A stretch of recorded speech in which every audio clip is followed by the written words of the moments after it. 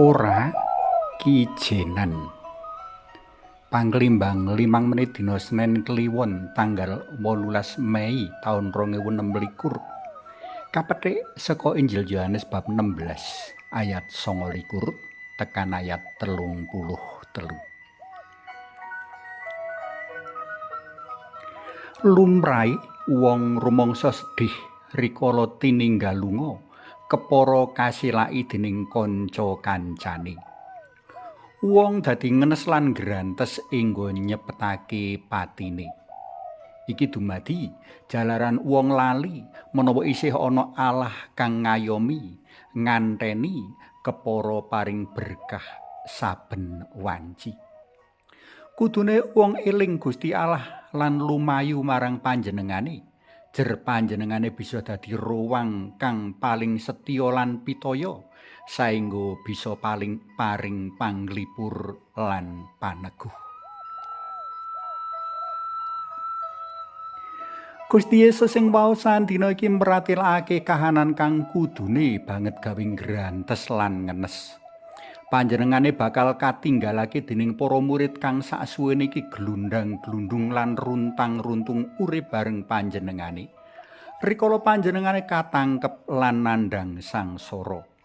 Kamangka sadawane sugeng dalem tan gendhat Gusti Yesus paring kabecikan lan katresnan marang murid-murid mau. Satemene Gusti Yesus uga kagungan pangajab supaya para murid mau dadi ruwang martakake kabar kabungahan. Ora amung rikala panjenengane isih sugeng wae, ananging uga rikala panjenengane wis ora madunung ana donya. Kanthi mengkono, kaya-kaya pangarep-arepe dadi ruwang lan panerus martakake kabar kabungahan dalem pupus lan puntes.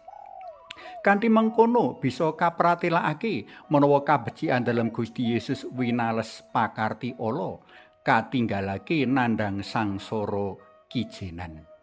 Kanthi mengkono bisa kategesake uga menawa Gusti Yesus gagal nggegulang para murid dadi penderek-penderek kang setya. Nanging pranyata Gusti Yesus rumaos ora kijenan jroning panandhang. Panjenengane rumaos ora kijenan amarga rumaos pinayungan dening Allah Yang Rama piyambak. Ana Allah Yang Rama kang paring kekuatan lan panglipur sarta ngelingake menawa panandhang mau ora muspra jalaran piguna kanggo ngluwarake manungsa saka kasangsaran langgeng. Kepara jroning panandhang Gusti Yesus isih ninggal piwulang jroning pangajab.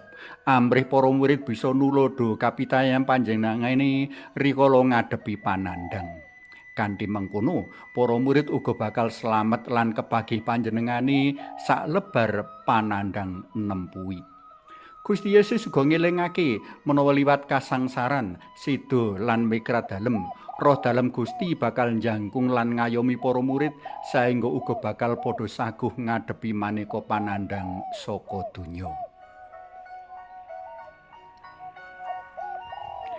Para tresna pelem kinasih saka waosan dina iki bisa kadudut sawijining piwulang menawa kita para pendherek dalem Gusti uga ora oleh nglokro lan kijenan rikala sacara nyata urip dhewean. Isi ana Allah Yang Roh Suci kang njangkung kepara madunung ing ati kita. Kanthi mengkono kita bisa tetep kuat sarta dadi tulodo ketabahan kanggo sapa wae kang mbutuhake paneguh mligine sedulur-sedulur kang senasib kahanane.